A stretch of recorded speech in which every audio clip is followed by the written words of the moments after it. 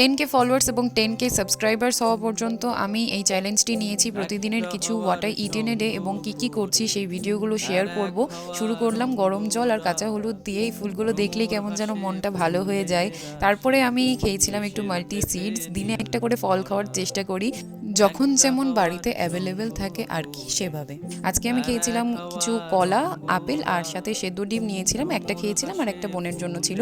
এরপর ভেবেছিলাম একটু শ্যুট করে নিই আজকে, তার জন্য স্কিন কেয়ার করছিলাম আর পরেছিলাম এই ব্ল্যাক গর্জিয়াস শাড়ি আর সাথে এরকম একটা সুন্দর ব্লাউজ।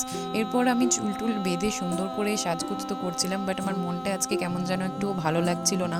ফুলটাও কোথায় সেট করব বুঝতে পারছিলাম না। শ্যুট কমপ্লিট করার পর আমি একটু বাইরে বেরিয়ে গিয়েছিলাম আর আমাকে দেখেই তোমরা বুঝতে পারছো সেদিন ছিল মারাত্মক ঠান্ডা। বাড়ি এসে রাতে মা আমাকে একটু খাইয়ে দিয়েছিল, মাছ ভাত ছিল আর কি, আর সাথে শেষ করলাম এই ডার্ক চকলেটটা খেয়ে। That's it for today. দেখা হচ্ছে আবার নেক্সট ব্লগ।